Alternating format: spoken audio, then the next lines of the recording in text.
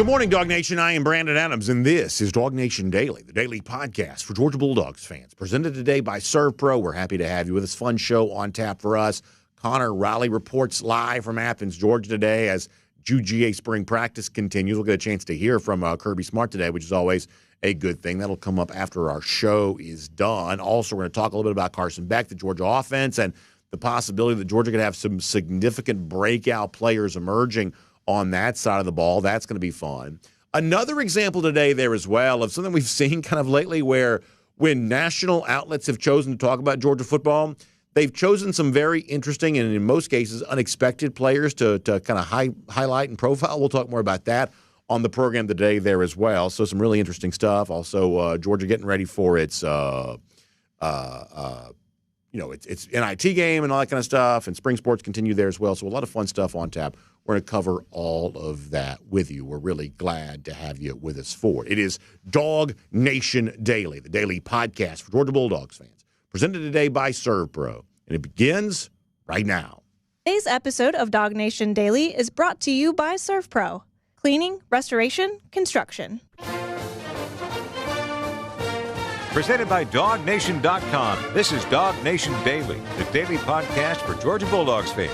Here's your host, Brandon Adams. I heard a little bit of a clip from Deion Sanders, the Colorado coach, yesterday. I'm not sure when he said it. I believe it's been within the last couple of days. But talking about two of his stars, his son, Shedeur Sanders, his prize wide receiver, Travis Hunter, and about where they might be drafted in next spring's NFL draft. And Deion very matter-of-factly said that both of them would be taken to the top four, that one of them be taken number one overall, and the other one wouldn't last past number four. That is a lot of confidence, of course, in Deion Sanders, who never seems to suffer from a lack of confidence about these kinds of things. And when you think about what Deion is, a coach at a major program, you're forced to, kind of just sort of make the comparison of we don't hear stuff like that at Georgia, right? That's just not the way that it goes. And it's not just Deion saying those type of things. Do you remember the other day when we were talking about some of those guys on, like, say, the Ohio State defense? They're back to win a national championship. Could have gone to the NFL draft, but they're back to win a national championship. The one guy was like, we're going to be legendary, we're going to be unstoppable, we're going to be all this kind of stuff. Even they are kind of out there sort of speaking and talking and boasting in a way that you just don't really hear from Georgia. We've said this before, that Georgia likes to go about its business during spring practice in kind of a quiet way. But that doesn't mean that Georgia doesn't have, I think, potentially a lot to be excited about, especially right now, I would say, on the offensive side of the ball. I mean, just say this out loud for a moment. Georgia brings back a quarterback here this year in Carson Beck that is being treated as the top returning quarterback in all of college football. And while there'll be some competition for this, including from Shedeur Sanders, I guess, there is a chance that next year that Carson Beck's generating all the chatter, and if not more, that a Caleb Williams or a Drake May or, a Jaden Daniels or any of these quarterbacks who are being talked about right now ahead of this year's NFL draft, there's a chance that this time next year Carson Beck's generating even more of that kind of stuff as he perhaps, works his way into being the number one overall pick in next year's draft. And if you've got a quarterback like that on a team like Georgia, not only are you potentially in the national championship business, but you're perhaps doing so with a playing personality that's far different than anything we've kind of typically seen from this Kirby Smart era. This could be, we expect it to be, a much more quarterback-driven team than we've seen Kirby Smart have in the past. And I say that knowing full well how good Stetson Bennett was. A couple of years' worth of national championships from him. He was a Heisman finalist, of course, in 2022. And by the way, good news on Stetson this week, too, that he's going to get a chance to start doing some workouts again with the LA Rams. We wish him well as he does that. But the point is, even with a quarterback like Stetson, who had the success that he had, this year's Georgia team has a chance to be far more quarterback-driven than even those Stetson Bennett teams were. So checking in on the progress of Carson Beck and how this spring is going for him as he gets ready for such a pivotal campaign here in 2024, that's always going to be a really interesting thing to do. This time a week ago, Kirby Smart was asked about Carson Beck, but what the spring is about for him, what he needs to do as he looks to take that next step in his development. And one of the things that Kirby Smart mentioned is the comfort he has with some of the guys he's going to be throwing to here this year. This is what Kirby Smart said about that last week. Yeah, I think one of the big challenges for him is being comfortable and trusting the receivers around him. You know, he's had the fortune and misfortune of Brock and Ladd and Marcus Rosemy being in the lineup, but yet he's also had the misfortune of them not being in the lineup. And as a quarterback, you know, you ask any good quarterback, they like wide receivers they trust, they know, they have intuitive ability to think the same way, and there's a lot of change in that room right now. So showing confidence in himself and showing confidence in those players to do their job and trust them is a big part of it. That trust is not given, it's earned, and they're earning his trust, and it goes both ways. I think that's certainly a very compelling description there from Kirby Smart, and I think the idea that you're left with, this is not like a case of senioritis for Beck where he's just sort of biding his time in a spring practice that doesn't matter before you get to a fall where things start to matter. As Kirby Smart says, no, the work that's being done for him right now, this is crucial work right now, that you've got to get on the same page. So many new receivers, some of them young guys playing more, some of them newcomers to the program, and you've got to get on the same page with them. You've got to develop chemistry with them. You've got to use Smart's word, find confidence in these guys that when you get ready to release the football, you know they're going to be there, and you know they're going to be able to haul it down for you because of the work that you've done in spring practices like this. We've had Jake Fromm on the show frequently over the course of the last few months. That's one of the topics that oftentimes comes up of, you know, how does a quarterback get on the same page with newcomers or young guys who be playing more? And Jake's always shared some, I think, really interesting things about that and certainly helped us understand all of that. But Kirby Smart speaks to that right there, and I think he speaks to it well. The thing that Smart doesn't say there, but is obviously the unspoken subtext to all of this is that Georgia in the last 3 years, essentially as explosive and as productive as any offense in America. That's not the brand of the program. That's not the reputation of the program. But those are the facts, that Georgia is, along with USC, one of only 2 teams in America to score 40 points per game in each of the last 2 seasons. It was essentially a 40-point offense in 2021 there as well, that Georgia has been year over year over year as consistently as any offense in America has been. But one of the key cogs in that success, in fact, one of the only players to play on that for all 3 years, Brock Bowers, he's no longer here. So there is a symbolic void left behind in his absence, but there's also a massive, very tangible statistical void that needs to be filled with Brock Bowers no longer here. So whether it's receiver stepping up or a handful of guys in the tight end room, whatever it is, that is just a very important thing for Georgia, kind of finding out who produces the statistical production that Bowers brought to this offense over and over and over. And if Georgia's going to be as successful offensively as it has been, finding someone to produce that, or a handful of guys to produce that, well, that's going to be one of the most important jobs facing Georgia here this spring. Now, the good news is there are a lot of potential answers as to who that might be. And this is where you kind of circle back to what I was talking about off the top of the show here today. Georgia doesn't do the hype train stuff. In fact, the only thing we've heard Kirby Smart hype up all spring long is his new starting center, and the fact that he can't wait for the world to see Jared Wilson. I'm not making a lot of that. I think that's really good news. But that's the sort of thing that Kirby Smart likes to hype up. Oh, my gosh, wait till you see how hard our center works. Wait till you see how hard he practices. And that's a good thing. I'm not making light of it, but it's the kind of thing that if Kirby hypes something up, that's what he's going to hype. But just because you're not hearing much right now, at least publicly and on the record, from some of this stuff related to the Georgia offense, doesn't mean there aren't some hypeable, newish players, guys stepping up into a new role or just sort of fresh and new with the program.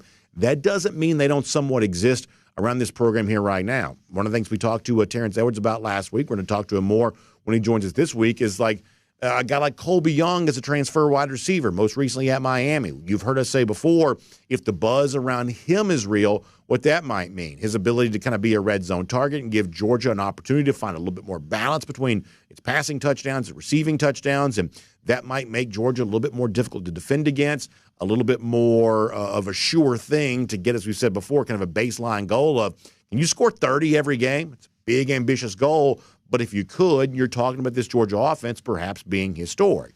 And if it's going to be historic, you need other players to step up there as well. And that's where I keep kind of going back to what I thought was a very fun conversation the other day. When Marcus Rosemy-Jacksaint, who I've always loved, I had great respect for Rosemy-Jacksaint as a player. I just thought he played the game the right way at Georgia. And when he was speaking at Georgia's Pro Day the other day, as a lot of these players often do, he was talking about, what is left behind at Georgia with him now moving on to the NFL, guys he expected to step up. And his answer includes, a lot of the guys that you sort of expect because of their veteran status, but he also kind of gets to someone that there's also seemingly some growing buzz around right now who could be ready for a much bigger role here this season. So let me give you a kind of a compilation of a couple of answers here. Rosemy-Jacksaint on what's next for Georgia wide receiver, and one guy in particular that he thinks the entire Dawg Nation could be very, very happy to see come this fall. Good stuff here from Marcus Rosemy-Jacksaint. Yeah, there's a few young guys in there, but it's Georgia. They gonna have to grow up. Coach Smart ain't gonna play. They gonna put them in the fire, and they gonna step up to the plate. I feel like so. Whatever the case may be, I just feel like they're gonna be ready when it's time to play. Yeah, with you and Ladd had now two of the older guys in the room, who do you think is going to step up as that kind of leadership role in that room? Arian, Dom, Dylan. That's probably the oldest guys in the. I feel like little Ant, Evans gonna step up a little piece too. He's a baller. He's a baller, straight up. I like that from Marcus Rosemy-Jacksaint. He's talking about Anthony Evans. He says he's a baller. He's going to step up. And he says it again, that Anthony Evans is a baller. And isn't that fun? Isn't that fun to consider here? And doesn't that make you more excited for April 13th on G-Day? Because, to be honest with you, Georgia needs some ballers. You know why? Because Brock Bowers was a baller. Now he's balling his way to the NFL, and he's going to be a very high draft pick. And in his wake, some new ballers need to step up. If you talk to 10, 20, 30, educated Georgia fans who have, well-informed opinions about the team, and you start asking them, hey, who is going to step up for Georgia this year?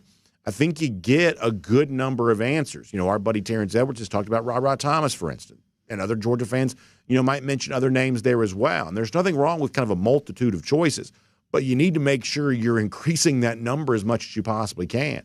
And Anthony Evans is a guy that we saw used in a pretty creative way in the SEC championship against Alabama, although a game in which the Dogs came up short. Remember the punt return he had there? Saw more of him in that Orange Bowl game against Florida State there too.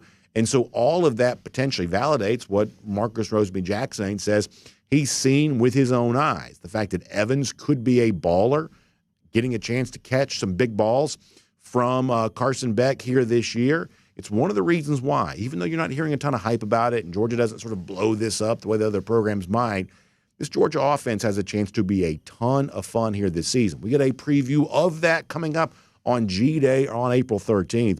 But when the season arrives, a Georgia team perhaps defined more by its quarterback play than any previous iteration of the Kirby Smart era, and a team that's just as explosive as any offense Georgia's had, that could be what's on the way here this fall. And obviously for Dog fans, that'd be a lot of fun to watch.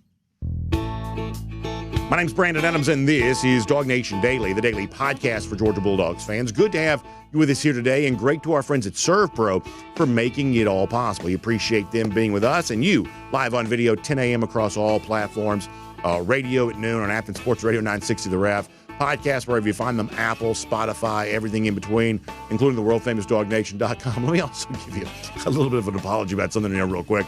So today I'm wearing this sort of like rain windbreaker. It gets very rainy here in the Atlanta area. We're doing the show. So I feel like I'm swishing a lot every time I move. I have a hard time sitting still as I'm talking. I just sort of shake when I'm talking. I feel like every time I do, I'm hearing in the microphone. So I apologize for that in advance. But nonetheless, we are glad to have you as a part of the program and glad to have our friends at ServPro making the show possible there as well. Speaking of rain, sometimes if you have like a roof issue or something like that, rain gets into your house and creates a mess, right? The one thing we know is that water can make a mess of just about anything. You give water enough time, it'll make the Grand Canyon. And obviously in your own home, it can create, a pretty big mess to clean up there as well. The same thing if you've ever had like a fire accident or something along those lines, sort of electrofire, something like that. These types of things can just leave a really big mess that needs to be cleaned up. And when you see a significant problem like that in a property that you own, whether it's the home that you live in or your commercial, property, or perhaps it's rental property or, something along those lines, well, you want that sort of cleaned up and put back together like it never even happened. And that's what the restoration specialists of ServPro are all about. I've been able to recommend them here on DawgNation Daily for quite some time, and now they're the sponsor for our program each and every Tuesday, which I obviously love because I know how important it is. If you find yourself facing a serious situation where you've had significant damage to the home that you live in, being able to introduce you to those restoration specialists who come out. If you're watching on video, you see all the equipment they put to work there, all the stuff they do. We've even seen this firsthand here at our previous studio there at DawgNation. They showed up and did some great work for us. They can show up and do great work there for you too. If you need something cleaned up, if you need something put back together, if you want it to look like whatever thing happened that caused the damage, if you want it to look like it never even happened, that's what ServPro is all about. Each and every franchise, independently owned and operated. So find them online, servpro.com, S-E-R-V, servpro.com for a lot more on that. Great to have ServPro as a part of as a part of DawgNation Daily here today. Now, we've got Connor Riley coming up in just a couple of moments. Prior to that, I want to go around the doghouse. And one of the things that I love, and I love talking about with you on the show, it's when the national outlets, the websites that cover college football, do their little blurbs, their little write-ups about certain things around college football. We just love the so-called talking season, the preseason time of year where we get a chance to sort of bide our time waiting for the games to take place and waiting for G-Day to take place by talking about what's being said from a national standpoint about Georgia. We've done that here on DawgNation Daily since 2015. I've done that in my media career even prior to that.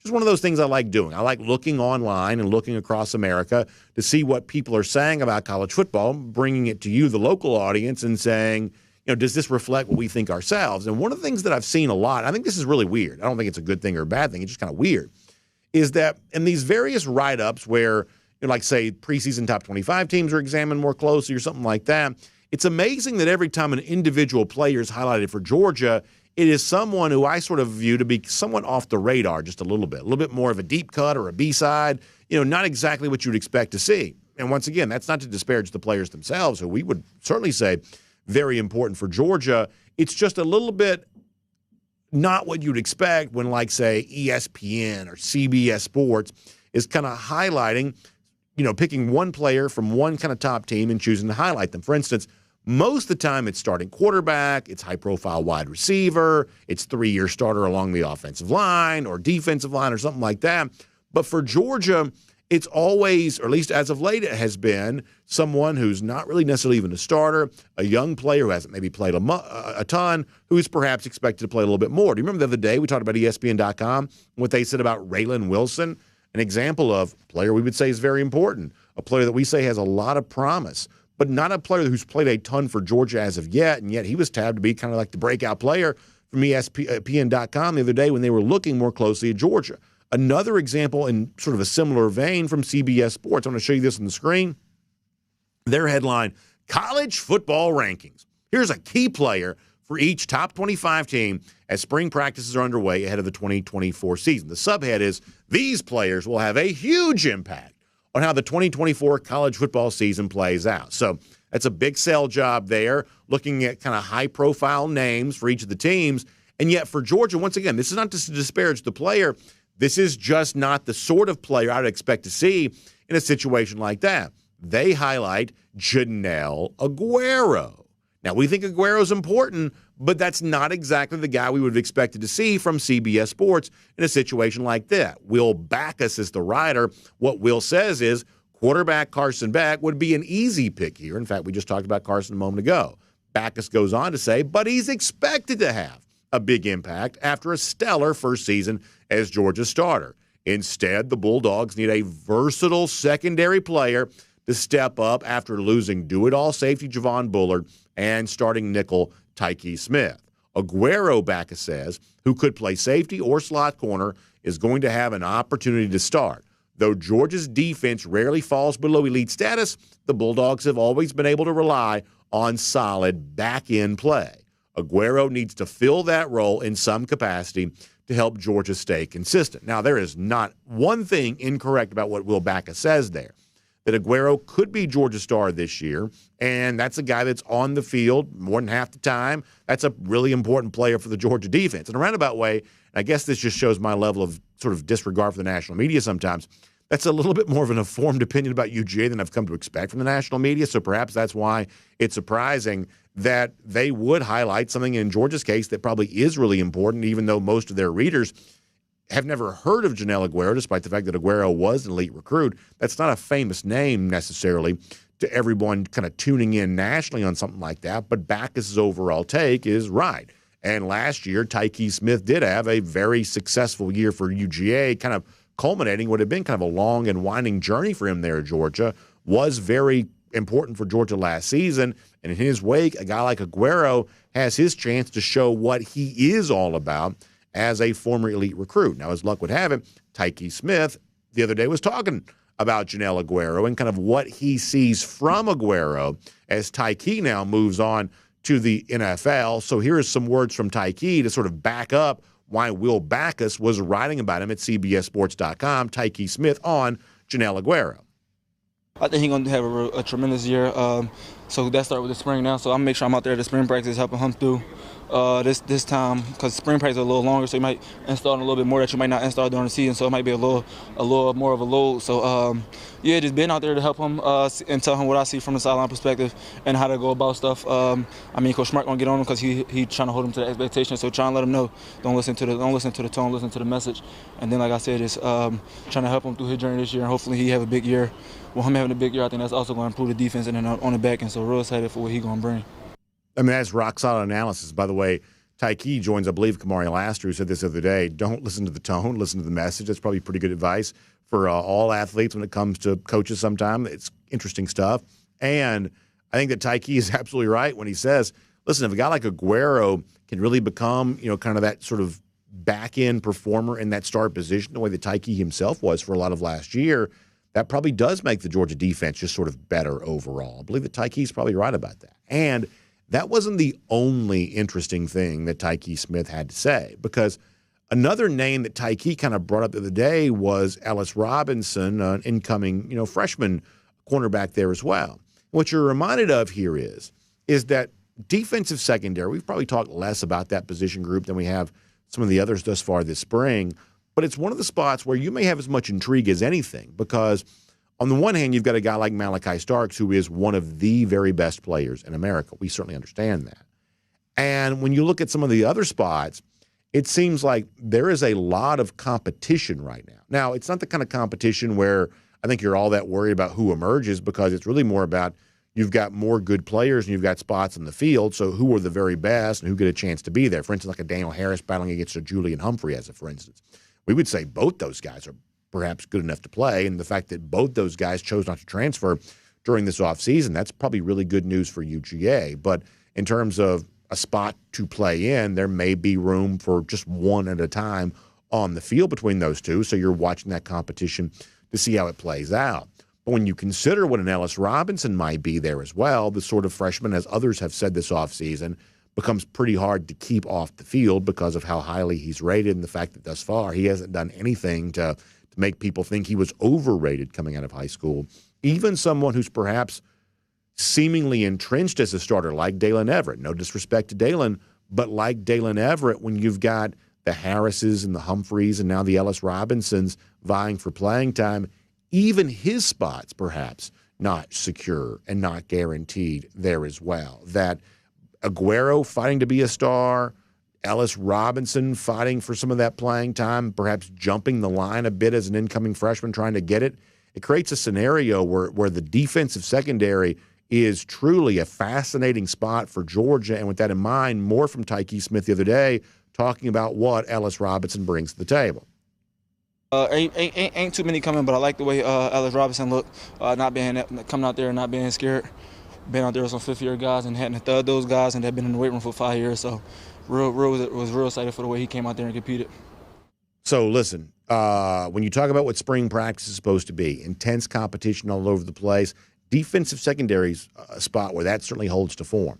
We expect Georgia to have a great group of defensive backs, and almost always does. We expect some newish players, whether it's a guy like Aguero who's been here or a guy like Robinson who's fresh here. We expect them to sort of push into that competition and kind of raise the temperature of that. And thus far during spring practice, it seems like that might be playing out exactly as you assume it possibly would. And that is around the doghouse here today on DawgNation Daily, presented by ServPro. All right, before we're done in the program, a little bit of an interesting rumor about one of the biggest names in SEC coaching who might be in a little bit of trouble. There is, I think, a little bit of chatter here, and some of y'all have pointed this out to me about perhaps Georgia not being done any favors by its media partner. Some of y'all noticing that. We'll talk to you more about, I mean like TV media partner, by the way. We'll talk to you more about that here in a little bit there as well. But for now, on everything with spring practice, on some of the news from the weekend, kind of a wild time that it was, let's cover all of that as we always do here on a Tuesday with Connor Riley. Great to have him and all of you here today on DawgNation Daily, presented by ServPro. From Athens and across the SEC or wherever the recruiting trail may lead, here's a DawgNation.com insider. Let's bring in Connor Riley. Of course, we'll hear from Kirby Smart and I believe some Georgia players here today from Athens, so that's always going to be a lot of fun. Connor, before we kind of get more into some of the crazy stuff in the weekend, let me do a little bit on spring practice here, including the topics I was just addressing. I think the defensive secondary is really fun for Georgia right now. Fun for fans because there are a lot of unanswered questions, but boy, seemingly some emphatic answers there right now. And other than Malachi Starks, I don't think that you can rubber stamp anything in terms of being a guarantee. I still like Dalen Everett as a player. I think that Everett has a chance to be a major contributor for Georgia, but I couldn't even guarantee his starting spot right now. I don't think. Harris and Humphrey didn't transfer. They're major factors in all of this. CBS writing about Joenel Aguero, major factor. Ellis Robinson, hard to keep off the field. Really interesting what's happening there in the defensive secondary. And if competition is the name of the game for spring practice, you're seeing a lot of it on the back end of that Georgia defense right now, right? Yeah, we're going to get a chance to hear today from Ja'Cory Thomas, I think another safety name to keep in mind there, and also Julian Humphrey as well. And so, in thinking about this secondary, sure, you've got Malachi Starks as, I think, that like Caitlin Clark type figure, just sort of the best player in that secondary and someone who's going to make everyone else's life easier. And it'll be interesting in seeing how Starks' teammates sort of rise to his level of standard. Now, obviously, Starks a little banged up this spring, recovering from a shoulder injury. He's obviously going to be fully go come September. But I think moving forward with this secondary, how do you go about filling out the rest of those spots? And look, traditionally, Georgia hasn't rotated a ton at cornerback. I think with the depth that they have this year, I think you're going to see that a lot more. Dalen Everett, Julian Humphrey, Daniel Harris, I think those guys are sort of the three at the start. But Ellis Robinson is absolutely someone who's talented enough to push for a starting job, in my opinion, probably later in the year more so than early in the year. And then at the safeties and star spot, safety, David Daniel is someone to obviously know. Dan Jackson has played a ton of snaps. I'm interested in seeing how Jake Pope continues to step up. And as mentioned before, we'll get a chance to hear from Ja'Cory Thomas today.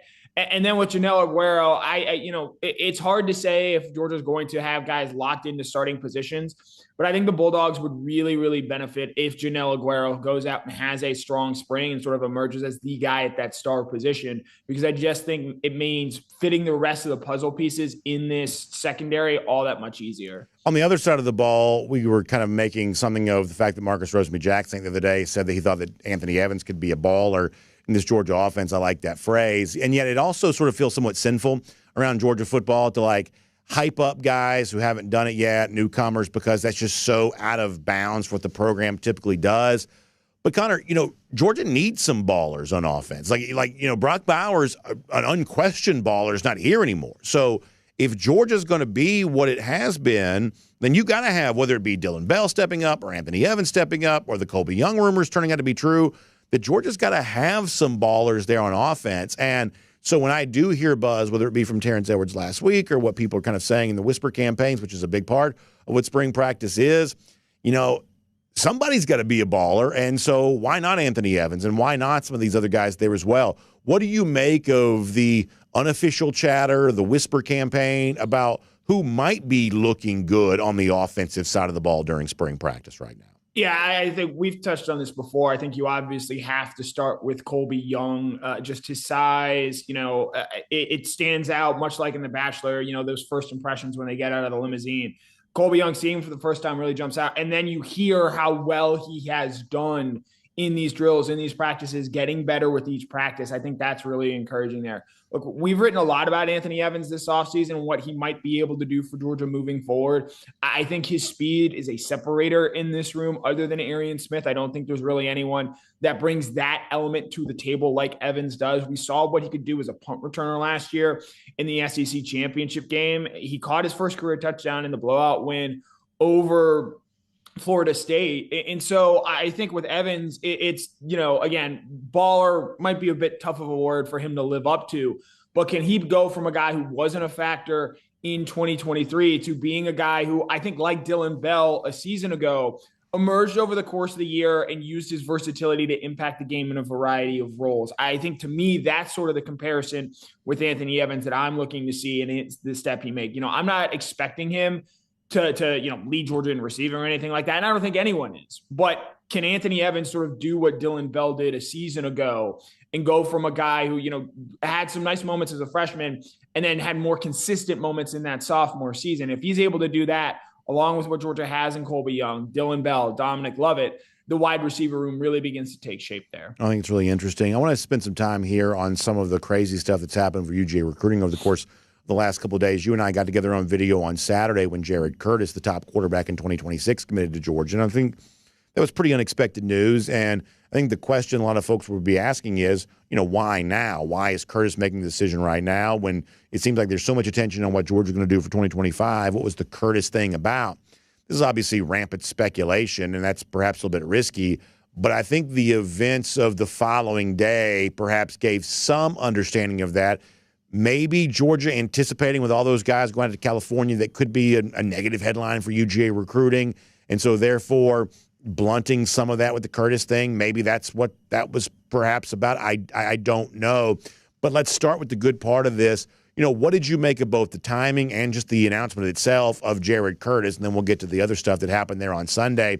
But starting with Curtis, a very, very big name in the class of 2026 who is now committed to UGA. Yeah, it's obviously our job to, I think, put this news into context and talk about it and discuss it. But I also don't blame fans for being skeptical or saying, okay, he's really talented and we're glad he's at Georgia, but is he ultimately going to end up at Georgia? Because I think you can look at what happened with Justus Terry this weekend and show just, the dangers of committing so early, especially in an NIL world. Curtis, obviously fabulously talented. As a high school sophomore, the fact that he's already 6'4", 225, it's the type of things that you see from quarterbacks like a Josh Allen and Justin Herbert, that size at the next level. To have that as a 16-year-old, 17-year-old in high school, obviously he has a lot of tools and plays in a competitive Nashville league. So I'm really interested in seeing how he continues to develop. I think there were a lot of questions about recruiting the quarterback position for Georgia as it pertained to the 2025 recruiting class. I think the presence of Curtis now only raises further questions in some regard. But obviously, I think as well, I think this makes it a little bit more clear in terms of what Georgia wants to do specifically at that quarterback position in saying, hey, we all love you guys. We expect you to be really talented players. We believe you can succeed and thrive here. But you're going to have to come in and compete. It's not going to be, we're going to recruit you and you're going to be our quarterback for 3 years and you're going to go on to the NFL and we're going to recruit a bunch of stiffs behind you. That is not the case. And that's not the case at any position at Georgia. And this is, I think, Kirby Smart putting his money where his mouth is and leaning into that philosophy there. So I'm really interested in seeing more so what this Curtis move does moving forward for guys like Lewis and Zollers, who are just going to be on campus sooner, rather than Jared Curtis. Because, again, I think it's fair to point out, especially, look, we just saw it with Dylan Raiola last year, where it seemed like he was lockstep coming to Georgia, and then the week before he's set to enroll, he ultimately ends up going to Nebraska. On the Justus Terry stuff, I think it's a topic that has to be addressed from a couple of different angles. The first angle is this, that if you're Georgia, I don't think you have the opportunity to sort of disregard all of this and say, hey, we're going to go after the guys that want to be here. We're going to trust our development, trust our scouting, and we're not going to play the game that maybe programs like USC allegedly are playing when they, somewhat surprisingly flip a guy like Terry away from Georgia the way they did this weekend. I get the sentiment to want to say that, but the truth is you can't win championships with that elite defensive lineman. And some of those guys can be developed. Jordan Davis was. I believe that Devontae Wyatt was. But Georgia's also greatly benefited from the sort of obvious prospects like a Jalen Carter and Trayvon Walker that everyone could have recognized as elite recruits, that you've got to have some of those guys too. And in this day and age, Connor, we sort of live in a world in which the sort of obvious elite defensive line talents come with a pretty high NIL price. And I just think that Georgia's going to have to play that game to a certain extent if it wants the kind of players that keep them in the national championship business. What do you make of the Terry stuff as it has played out? Yeah, I think it's important to remember now this type of recruiting is no longer illicit. It is something where, NIL is going to be a factor. Now, you and I maybe disagree on this, or I don't know how strongly you feel on it. I 100% believe Georgia has a competitive NIL, arm program, whatever you want to call it when it comes to recruiting. You don't sign the number one recruiting class in the country if you don't, which is something they did in the 2024 cycle. And look, they signed, Joseph Jonah Aguero out of Texas, a 5-star defensive lineman.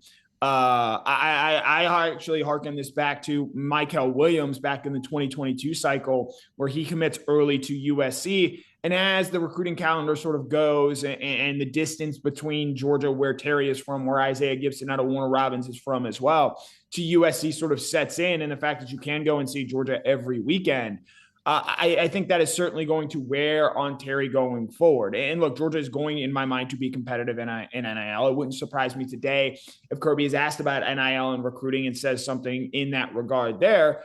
So, yes, it's worth noting that, yes, Georgia has to be competitive in this aspect. And this is maybe a reminder to that of how quickly these things can change. But the fact that this is happening in, say, March rather than late November, early December, I think is perhaps more encouraging. And it is a wake-up call to Georgia in that sense, but it's not something that they can't recover from. And I think if you and I were being honest here, if we were into placing wagers, which is illicit in the state of Georgia and something we can't do, I think we'd probably bet on Terry still ending up in this Georgia class moving forward. I would agree with that. I think, and that's one of the reasons why I think that the conversation is less to me about what is Terry going to do, because I'm like you, I would assume that he'll eventually come back to Georgia. It's more about, kind of what this says about the current landscape of recruiting. I also totally agree. Everybody that I've ever talked to would lead me to believe that Georgia is competitive with anyone when it comes to NIL. They essentially have a similar pot of money available to them that most of the top flight programs have. I think what's going to become interesting in the future, Connor, the next couple of months, next couple of years, is how you choose to use that money. The other day, Kirby Smart talked about, whether or not the system is fair for the older players, if it's the younger guys who haven't proven anything, who are getting the most money. But my response to that would be, the NFL sort of functions a little bit that way too, where on most teams, the higher paid players oftentimes are first-round draft picks who haven't done anything yet. That's just how the league salary structure is sort of set up, that it could come down in the future, Connor, not how does Georgia raise money, but what does it choose to do with the money that it does raise? How does it choose to allocate that? And I think that could be a big part of the situation in the future of strategically putting as much of that money as possible into the decisions that have a chance to impact your winning and losing the most, which means that some players may get less in the future. Some players may not get anything in the future, but making sure you've got the right dollars to put in the truly impactful decisions, that may be a hard call that coaches like Kirby Smart have to make in the future. I'll put your feet to the fire here. Would you give more NIL money to Justus Terry or Juju Lewis? Justus Terry. I've said this over and over again. No disrespect to Juju, who I do like. I've seen him play in person many times. But if I was like the GM of Georgia football, I'm putting my money on Terry, I'm putting my money on Elijah Griffin, I'm putting my money on David Sanders, I'm putting my money on Juan Gaston, Cortez Smith, I'm putting my money on line of scrimmage guys. Georgia's got a 2-year blueprint of this. Good at quarterback, good talent on offense, great on defense, great on the offensive line. That is a year-over-year blueprint for 2 national championships for Georgia. That's the version of Georgia I'd want to build in the future there as well. Once again, it seems like I'm kind of like downplaying Juju as a prospect. I'm not. I just think that the established template for Georgia is as good as you can be on both lines of scrimmage, as good as you can be on defense, and coaching up the offense to the kind of statistical success that Georgia enjoyed when Todd Monken was offensive coordinator here in 21 and 22. That to me is the established template. And with all due respect, I don't need Julian Lewis to necessarily go out and do that. And I think it's worth pointing this out as well. There's going to be a zero-sum game in this. There's no such thing as a free lunch opportunity cost here. I actually think you're okay, quote unquote, overpaying for offensive and defensive line talents coming out of the high school recruiting rankings, just because we've seen, and look, you can look at Carson Beckton as an example for this.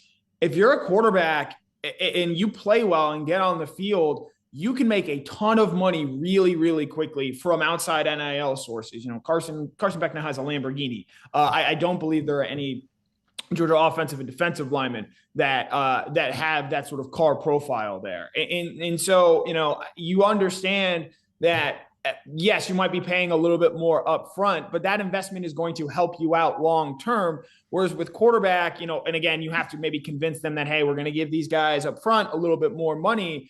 But over time, if get on the field, can absolutely make more than them. And so I think that at some point, look, I don't know how many people want to get into a discussion of economics when it comes to NIL, but eventually I do think that it can get to that point. And that's maybe perhaps a further reason why you're okay over investing in that offensive and defensive line, rather than trying to spend so much to get a quarterback that you don't have enough to get the guys in front or the guys in the defensive line that really make a difference. In the time we have left, let's talk about Trevor Etienne, because I believe that Kirby Smart will probably be asked. He'll address this situation today. People know was arrested on suspicion of DUI on Sunday. And I think my opinion on this may be somewhat different than some. I don't want people who are not 21 to be drinking, and I think aggressive policing is a pretty good way to prevent that. To me, this is the system sort of working how it's supposed to. Etienne shouldn't have done what he did. The fact that the police caught him is one of the ways in which we kind of prevent that in society. I just think that to me, that's what this sort of is.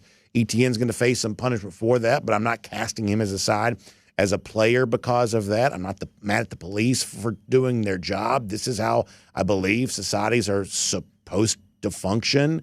And as far as trying to connect this to some other stories that relates to Georgia, I just don't buy into that necessarily. I'm not punishing Etienne more excessively because of something that someone else allegedly may have done in the past. This is a thing that happened. As a Georgia fan, I'm disappointed that it did. But to me, this is what society does. When a young person steps out of bounds, law enforcement is there to, kind of try to bring you back. And thankfully, the only consequence that Etienne suffered for his decision was getting pulled over and getting arrested.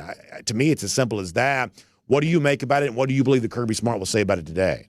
Yeah, in a vacuum, this is just a very, very poor decision by Etienne. We have the police report now. That story will be on DawgNation.com here shortly. Did not submit to a breathalyzer test, but admitted to having drank over the course of the evening. There was some reckless driving per the police report. And so that was what led to the initial pullover. And then obviously in speaking with Etienne, the officer made the decision that he made to charge him with those 4 charges. And look, like Trevor Etienne wasn't on the team last year. I don't know how much he was paying attention to what was going on in this program where there were 5 driving related arrests over the course of the year. And also, obviously, the horrible tragedy involving Devin Willock and Chandler LaCroix. So it might just be one of those things where perhaps he was naive to the way that this was going to be viewed within the Georgia program. It certainly maybe perhaps from an outside standpoint.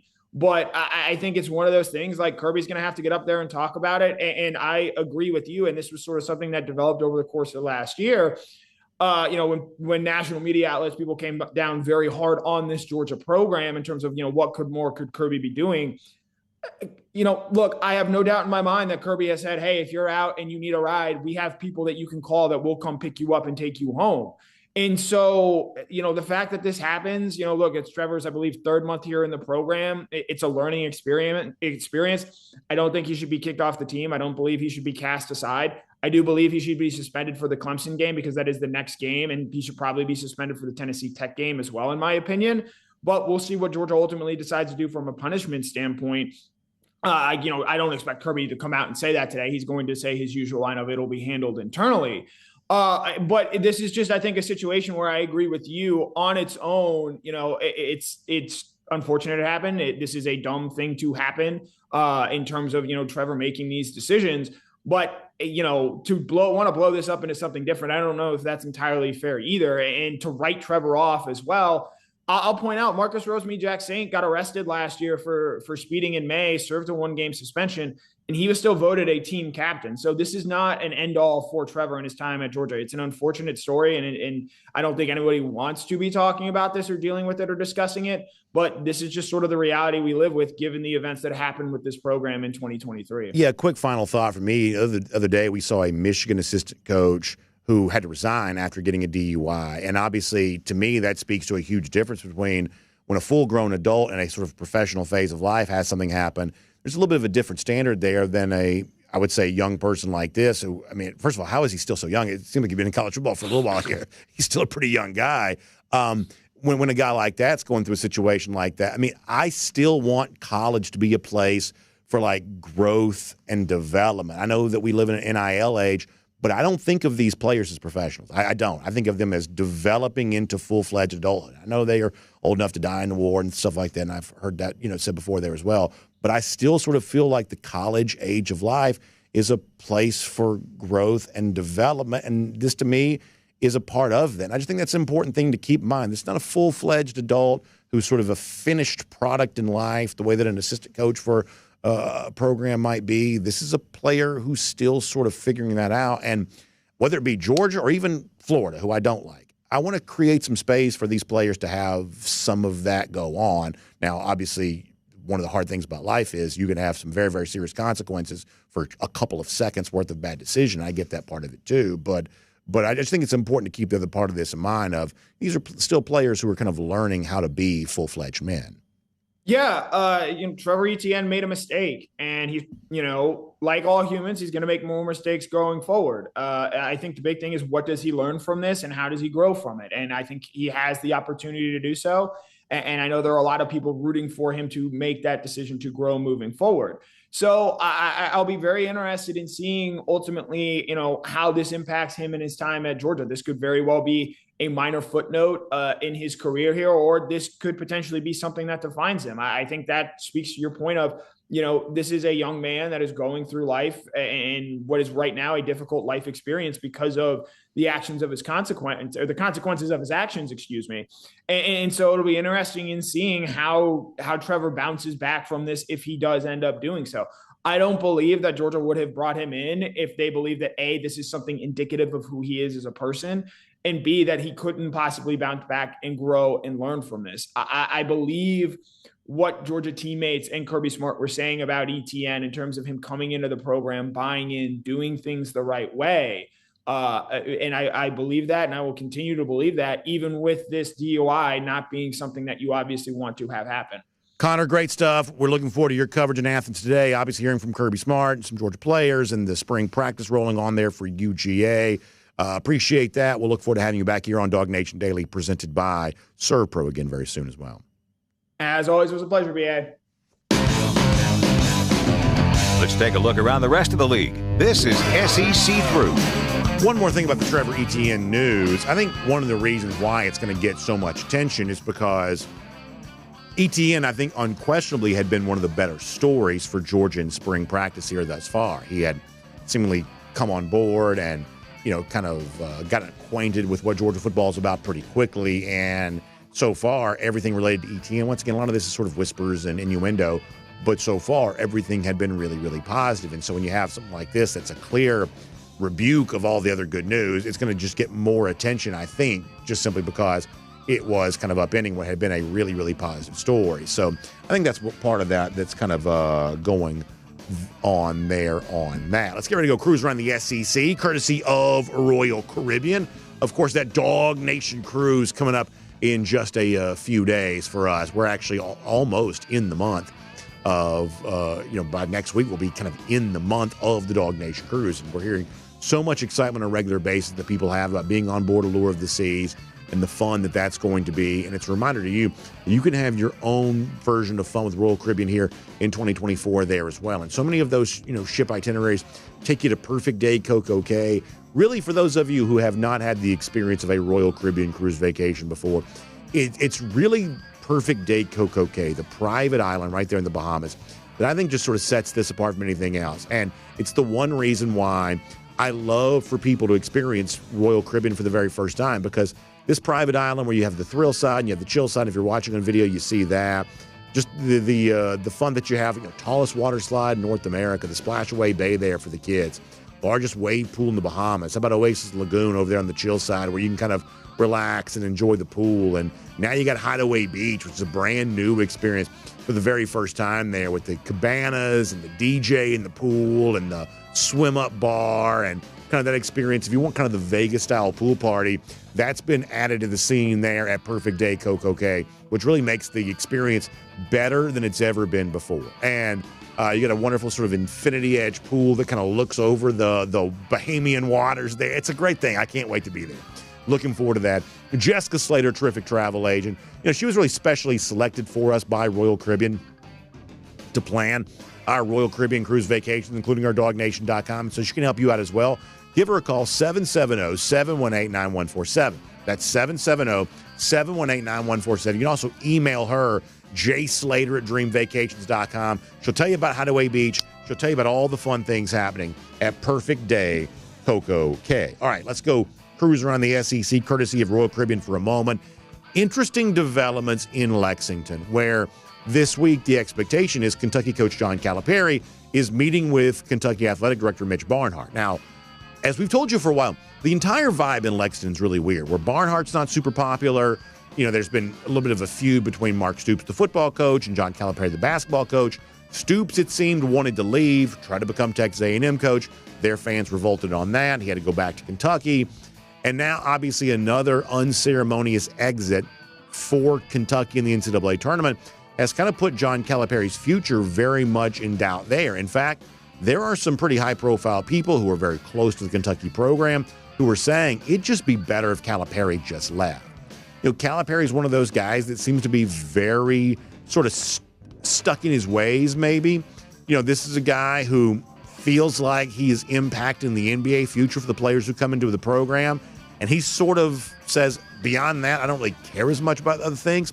Told you this the other day. I know some of y'all know some Kentucky fans. You'd say Kentucky basketball fans are some of the most obnoxious people you ever meet. There's an extent that that's probably true. I still sort of feel sorry for them because they just watch their team disappoint year after year, and there's almost not enough humility on the part of John Calipari to say, we got to win more games. We're going to have these kind of recruits. They're going to have these bright NBA futures. Perhaps it'd be good for them to win some games while they're playing in college. And Calipari just doesn't seem to say that a whole lot.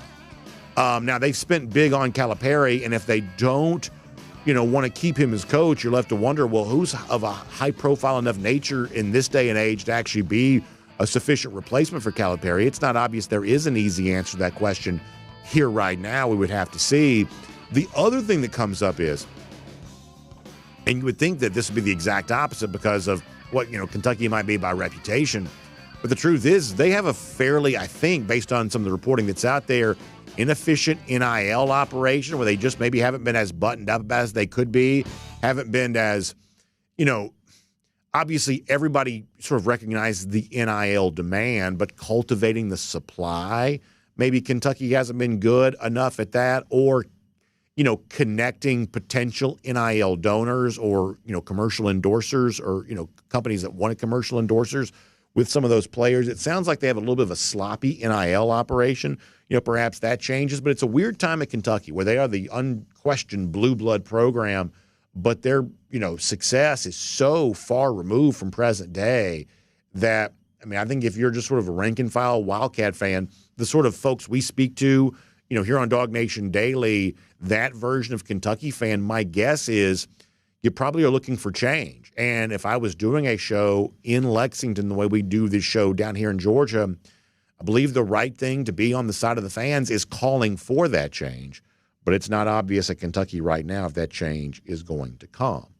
Some of y'all sent this to me, and I wanted to mention this because I noticed it myself. It was announced this week that for the very first time, Fox is going to put Ohio State's spring game on over-the-air broadcast television. They are going to televise that at a time in which ESPN, who has full control over the entirety of the SEC, seems really committed to making those spring games a streaming video product.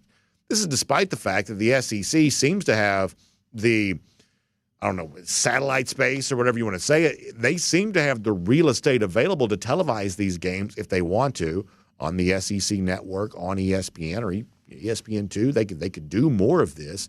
It seems to be a sort of a deliberate choice not to put more of these games on television. And Fox is choosing to do the opposite here on their major network with the Ohio State spring game here for the first time. And this leads me to kind of renew a point that I've made in the past. I believe that right now Fox is a better media partner for the Big Ten than ESPN is for the SEC. And I think you got to ask yourself the question. One of the things that ESPN sort of touted as to why it recently got the new contract for the extension of the college football playoff is their ability to kind of be around college football 365 days a year and the sort of breadth of their network. But if you don't choose to use that on a regular basis, are you really taking full advantage of the product you have? And, the SEC leapt at the opportunity to work with ESPN and made it its full media rights partner because ESPN was going to give the SEC more money than CBS was either willing to or capable of doing. And you kind of understand to a certain extent why they made that decision. But what does the ESPN give the SEC in exchange for its exclusive loyalty, its exclusivity and its loyalty? What is ESPN giving the SEC right now? It's not additional revenue for a ninth conference game. It's not televised spring games. And listen, even in a world in which we're all kind of getting pretty comfortable with getting entertainment via streaming, Netflix, Disney Plus, some of you do Apple, there is still a difference in watching sports on streaming compared to TV. There just is. There's still a difference in that regard.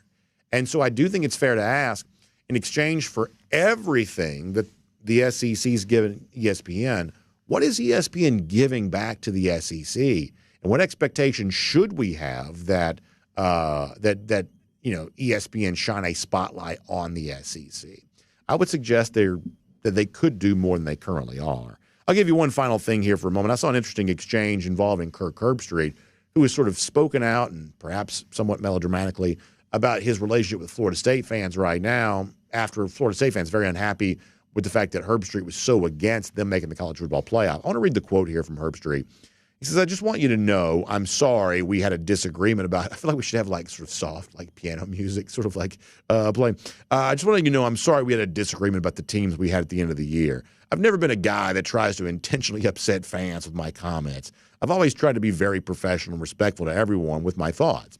I do a lot of prep and just give my boy. He always goes back to the work that he's doing. Nobody works harder than Kirk Herbstreit. Just ask him. He says, if you agree or disagree, it's all good. Nothing has ever been personal towards any team or conference. I just give my opinion. He goes on to say, this was all done on X. I hate that some FSU fans are making it so personal. I have respected the Noles for decades, will continue to do so. I understand the venom towards me, I really do. I wish Florida State fans nothing but the best and can't wait to see Coach Norvell and his squad this fall. No matter how many of you come at me on here, I've got nothing but love for the Noles brand and wish you the best always. So Kirk Herbstreit, another opportunity to sort of be, I would say, somewhat melodramatic about his relationship with various fan bases here right now. And listen, we would never support, and we condemn in the highest possible fashion, anybody who ever makes attacks personal and things like that. That's a really bad thing to do, and that's just bad. We don't support that at all. But the idea that, putting aside any kind of truly unfortunate behavior, the idea that it's supposed to be you just sort of shrug it off when your team's excluded from the college football playoff of, oh, well, I guess we'll try again next year. In the case of Florida State, even though I think their case for being excluded in the playoff was more, sufficient than they probably realize, I do sort of understand where they're coming from on this of, hey, we're playing a little bit of a zero-sum game here. And there does seem to be a lot going on behind the scenes that isn't always fully described in clear and transparent terms. We don't have any idea about the deliberations that go on behind closed doors. And we don't know the degree to which, prominent voices like Herbstreit have some sort of influence on this and certainly have, a set of predetermined outcomes that they're more than happy to kind of tout on a regular basis. That when the stakes are as high as they are, so much money and frankly access, right? I mean, Florida State sort of is now left to feel like they've been kicked out of the college football club until they find a way to exit the ACC. This idea that people are supposed to have kind of a, shrug it off mentality about stuff like this, I don't think that reflects the reality here, where college football has become sort of a play for keeps game where seemingly everyone is doing anything they can to give themselves whatever advantage possible. A lot of that's related to the kind of the monetary stuff. I just think that's kind of important to keep in mind. Now, as I said before, that doesn't excuse bad behavior, but in terms of the intensity of the conversation and the fact that feelings that get hurt don't get easily mended, when you see how high the stakes have become, I would say to a certain extent, some of that is somewhat understandable. We'll make that cruising around the SEC, courtesy of Royal Caribbean. So over the weekend, Georgia got some good news. Diamond Dogs against a highly ranked Alabama team got a sweep there at Foley Field. Obviously, kind of a nice turnabout of events after being swept at Kentucky the weekend prior. And our buddy Mad Dog, who is such a great follow on social media, shared this with a guy named Jacob Hogg. Jacob, I don't know, but this is really funny.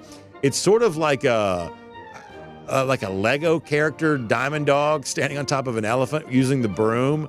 As a child at heart, I've always loved Legos, and I always will love Legos. And I love to see the sort of Lego style here of all of this. That's really well done by Jacob. Mad Dog sort of retweeted this into my orbit. So that is all really fun. And we'll give golden shoes all the way around there. Always fun to see Georgia getting over on Alabama. Lousy, stinking Gators. How about 1,235 days? That's how long it's been since they've beaten Georgia, and that is our Gator Hater Updater. Good luck to the Georgia basketball team. We'll see all of you back here tomorrow. DawgNation Daily, presented by ServPro.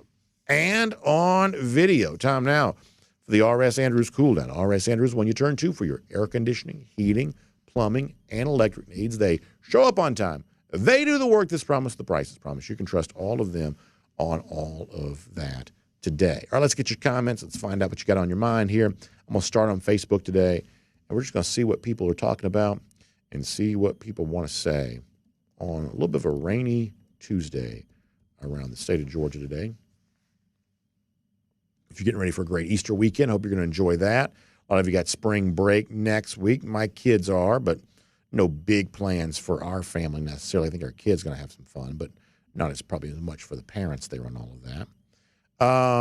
William Camacho, by the way, is in the top 5 of our Golden Shoe Bracket Challenge here. Says, actually, I'm not sure what they're talking about here, but nonetheless, good to see William doing well in our bracket challenge. Philip Jordan Wells, not to make light of a serious thing, obviously drinking and driving is a very serious thing, but you can get a DUI on anything. Like, and that's the thing is like, there are very, very, very wide, law enforcement is given wide latitude on how to interpret DUI, and you can get it on a golf cart, you can get it on a bicycle. I mean, like I said, I'm not making light of a serious subject. People have even gotten DUIs on those like motorized coolers. The coolers that have the engine that then the wheels will spin. You can even get a DUI on one of those things. Marshall Fleming says it's sunny here. Where are you, Marshall? Let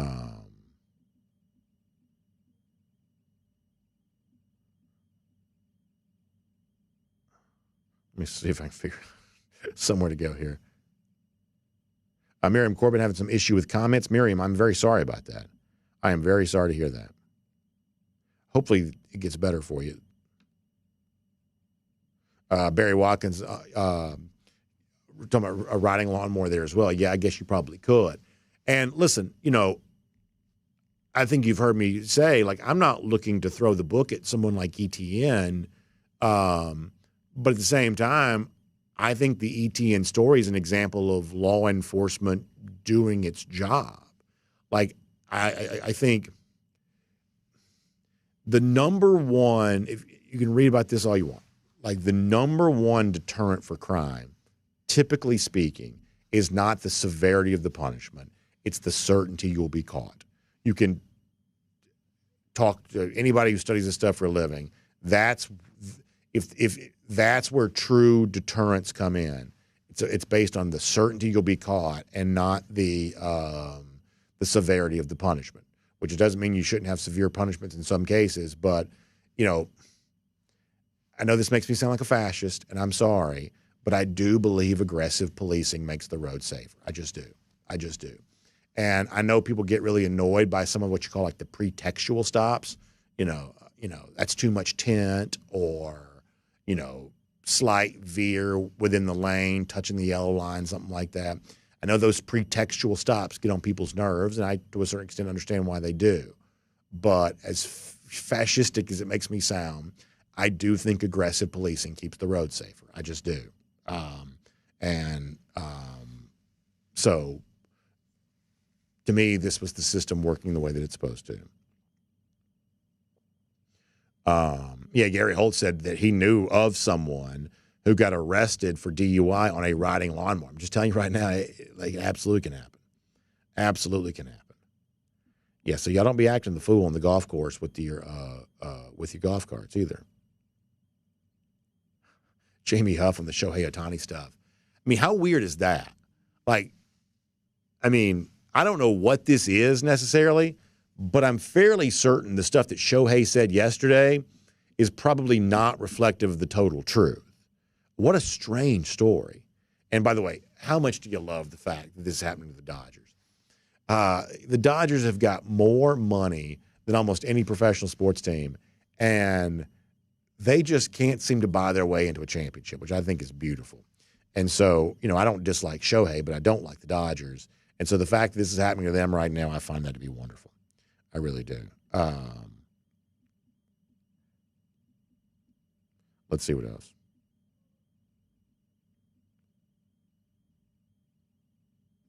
Marshall Fleming says it's sunny in 83 where he is. How about that? DT says my best friend keeps a breathalyzer in his truck so he knows when he can't drive. Pulling a .08 is nothing to me, not drunk at all. I'm for no drunk driving, but that metric seems crazy to me personally.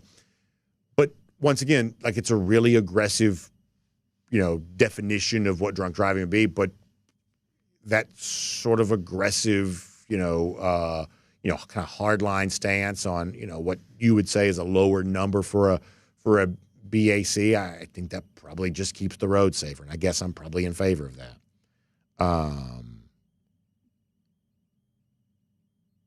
DT says that, Bob Iger's strategy, they're trying to push everything towards streaming. And that was true. And, obviously Disney Plus has had major streaming issues. And I know when you say that, people bring up the political angle on that. This has got more to do than just whatever that is. They have had a hard time, even though they've got tons of legacy content, they've had a hard time becoming a viable streamer. Really, the only viable streamer right now is Netflix. Not turn this into Bloomberg here, but the only company that's sort of proven to be a viable streamer is Netflix. And what you've essentially got right now is you've got some companies that have content, and in the case of Netflix, someone who understands streaming, and the ones that have the content have not quite figured out how to do the streaming profitably because, being a big streamer like that's really, really expensive. And I do think some of this is sort of reflective of sort of the larger corporate ambition that hasn't quite worked out.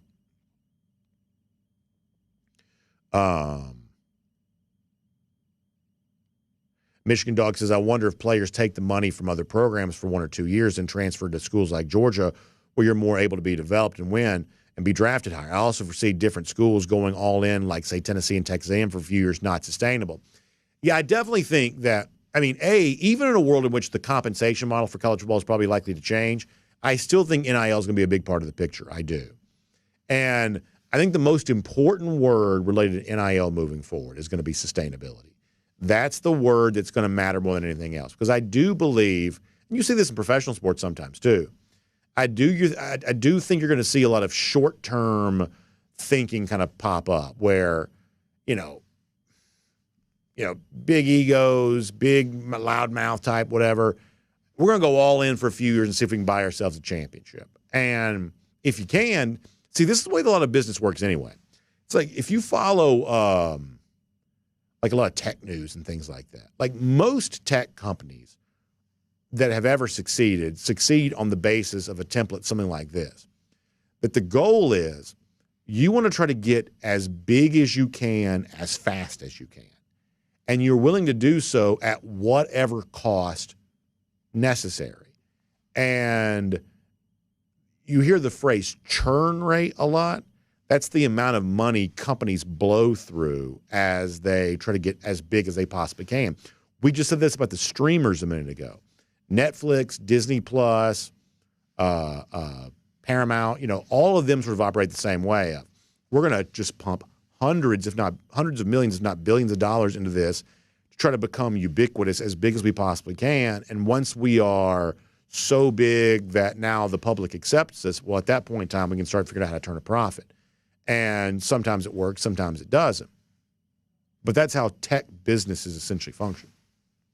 Now, I believe some college football teams and organizations are kind of trying to do the same thing, which is, if I had to guess, if you really got under the hood, there are a lot of these NIL collectives that are giving out more money than they're taking in. Obviously, they can't do that forever, but they're doing that right now with the idea of even if we can get big enough, even if we're doing so very much in the red, if we can get big enough, well, now we've sort of become big enough to justify our existence into the future. And I think you see a lot of that in college sports right now, where we're going to go all in, we're going to be aggressive. Hopefully it buys us a championship, and if that be the case, then we can kind of create some legacy giving after that. But very, very risky on the front end. We could be looking at some interesting days in the future when it comes to some of the NIL stuff in terms of how some of these businesses are choosing to operate. If I were to guess, a handful of these have a pretty high churn rate, and sometimes the bill comes due on that. Let's find out. Let's see what else.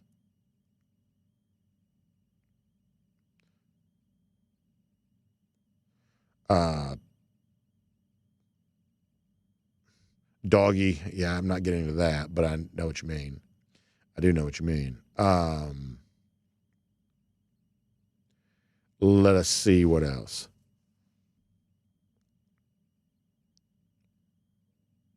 Oh, a PDT on the subject of the Malachi Starks and Gunnar Stockton videos. Yeah, so when Malachi was at Jefferson, he played offense, and Gunnar also played some safety for Rabun County. And so that's where that actually took place. It was a high school thing where, as a safety, Gunnar laid the lumber. And Gunnar's a big dude. Now, I also think Malachi Starks is a good storyteller, and so I think some of this is Malachi choosing to embellish it because it's just fun to tell a good story, and Malachi is a good storyteller, and so I think he's embellished some of this to kind of make it sound good. But Gunnar is a very physical player, and I have no doubt he could lay the lumber a little bit there. No doubt. Let me go to YouTube, see what they're arguing about today.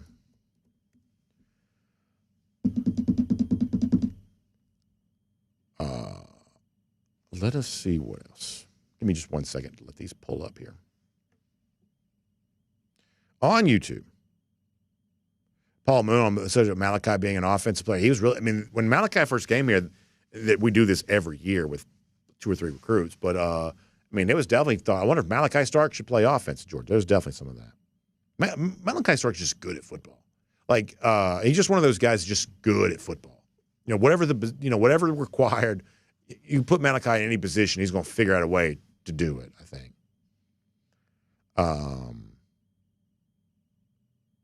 Jordan Bowman checking in, talking about the NCAA tournament. I'm so jealous of what if we were sitting here, looking ahead to a Thursday night Sweet 16 game and, matchups, talking about, how does Georgia slow down Arizona? How much fun would that be? It'd be fun for me, and I promise you, if we ever have a basketball team go on a big run, we're still a football show. Don't have to worry about us not, doing our due diligence. Although I do get used to be if I mentioned basketball at all, people complain. People do seem to complain less than they used to. I don't know what that means, but it seems like there's less complaining about that overall. But how much fun would it be if we were getting ready for a big March Madness game? Maybe we're all getting together to watch it somewhere or something like that. That would be so much fun, I think. So much fun. Jordan says, I'm having a blast. 2018 is the only other year Clemson has had a year like this. Yeah, that's awesome, Jordan. I mean, I really do. I hope you enjoy it for sure. Stick D is giving you a go Tar Heels. I'm assuming that's in relation. On YouTube, scrolling up here a little bit more, Crow King says, I'm just happy Georgia basketball is somehow still in the NIT. Yeah, I mean, listen, it's just fun to watch. I mean, I'd love for Georgia to be good. I would love that.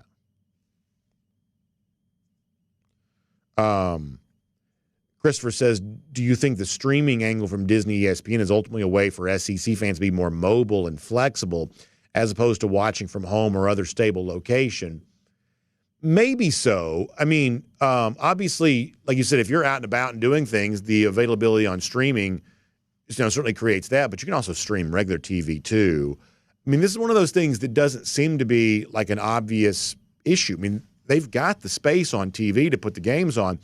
I just think when it's all said and done, I don't think ESPN pays the deference to college football the way that it should. I mean, I'll be flat honest with you. Why doesn't ESPN cover college football like it covers the NBA? College football is far more popular. But if you tune on ESPN right now, I promise you they're talking about the NBA because that's what they do all day long. And I just think that is an example of, I would say, a misguided priority of, college football is just a bigger sport. It's bigger business. And I'd love for like the daytime programming on TV to reflect that. And I would love to think that, I mean, obviously Georgia fans are going to find G-Day no matter where it is. But what if they just gave you better coverage of Tennessee's spring game? A better product around that. Wouldn't you want to tune in and watch that? What if they created a spring game product that felt a little bit like the Red Zone channel or something like that? Just got creative with it and put resources. As it stands, what they're really trying to do, and you can notice this sometimes, they're really trying to find a way to do as many of these broadcasts on the cheap as they possibly can. A lot of these basketball broadcasts, things like that in recent years, ESPN has not had live announcers always. And, post-pandemic, they were taking a lot of shortcuts. And so in some form or fashion, I think some of this is probably about that there as well. But what if they went the opposite? What if they went all in on providing really good coverage for SEC spring games, even the non-Georgia games? Wouldn't that be interesting? The ratings may not be huge. It's obviously not football season for a lot of people. It is always football season for us, but for a lot of people, maybe it's not. But it's still going to be better ratings than the other stuff that you could put on, I think.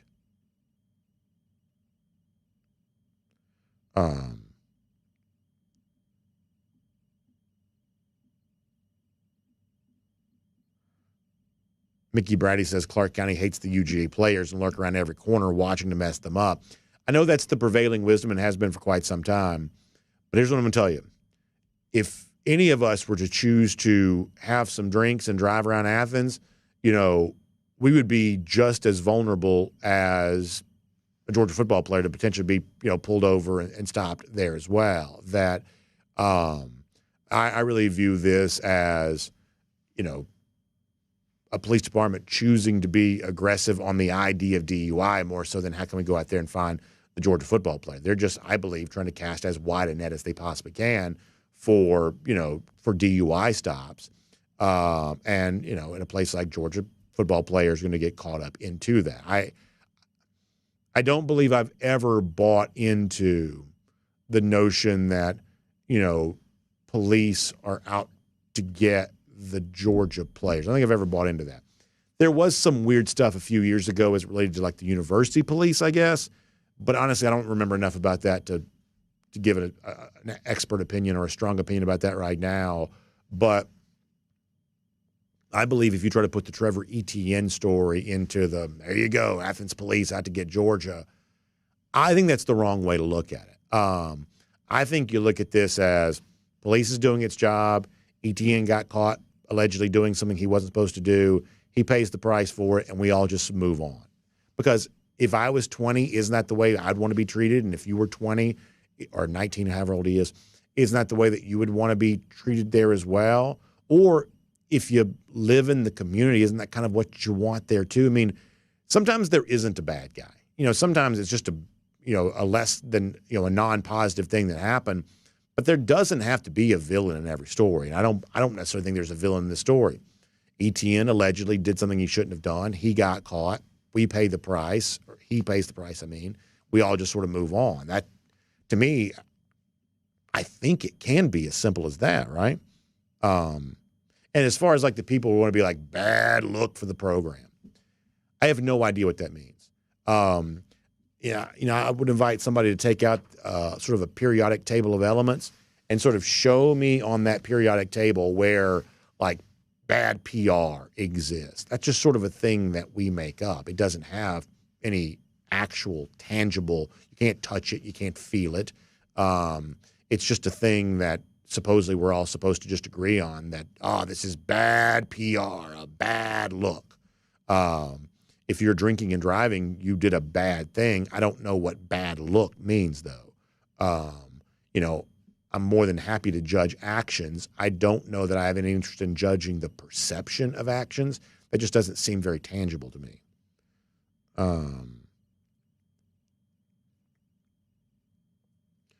Let's see what else.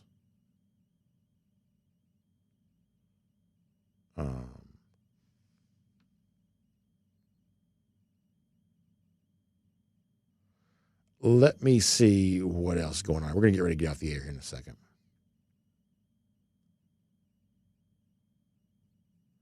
Back onto the other comment sections just for a moment. What else over here on Facebook?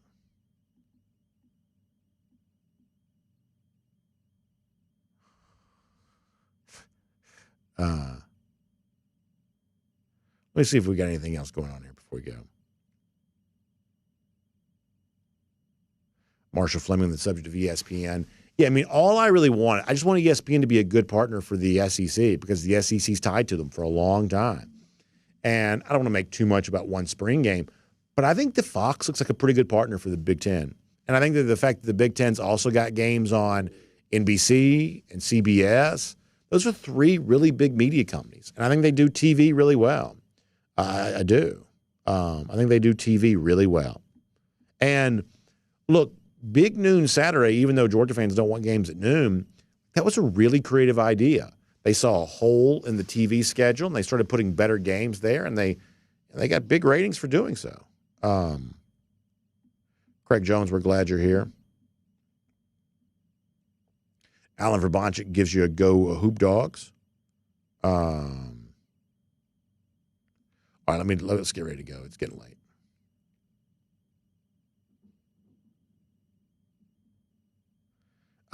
Brian B. on the subject of taking, I sort of agree with the point that Brian's making is that, in a roundabout way, I sort of agree with some of that. Brian B. says Sankey's arrogance dealt the SEC a bad hand in the exclusive ESPN ABC deal. You never want all your eggs in one basket.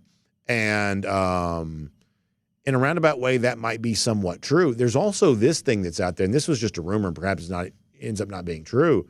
There's a chance that Disney could sell ABC. At some point in time, they got to make some big, corporate decisions. I know we're not the business channel here. We're not Bloomberg or CNBC. But if you follow Bloomberg and CNBC, there were a lot of rumors for a while that Disney might consider selling ABC. Like, what happens to the big product if they do that? Now, maybe now that's not happening because in a few years, the national championship game is going to be back on ABC. We definitely see a gravitation back towards sports on like broadcast television again. College football playoffs been ESPN for quite some time, but the championship game is going to be back on ABC. It seems like we're kind of moving back to these broadcast channels, and maybe pretty soon the only thing on these broadcast channels is going to be sports. They may exist sort of for sports and sports alone. All right. Anything else before we go? Dina Pruitt getting some of that Dawg Nation cruise. Dina, love to see it. Appreciate that. UGA Boy for Life Brunetti. Appreciate the kind words. Thank you very much. Stick D says over-under for points per game. I'll put it right there at 40 again. I'd put it right there at 40 in the hopes they do go north of that. I think that'd be great. All right, we're going to go for now. Thanks for being here, y'all. on DawgNation Daily presented by Serpro. Also, y'all check out RS Andrews online, rsandrews.com. You don't want to take cold showers, and if your water heater goes out, that's what you're going to be forced to do. But if that happens, RS Andrews can also replace that water heater for you in the same day in many cases. So please reach out and find them online at rsandrews.com. They'll take care of you for all your heating, electric, plumbing, and your air conditioning needs. As we head towards spring and summer, that's important too. So y'all check out RS Andrews online. Thanks for being here for our RS Andrews Cool Down. We'll see you back here tomorrow. DawgNation Daily presented by Serpro. We'll look forward to talking to you then.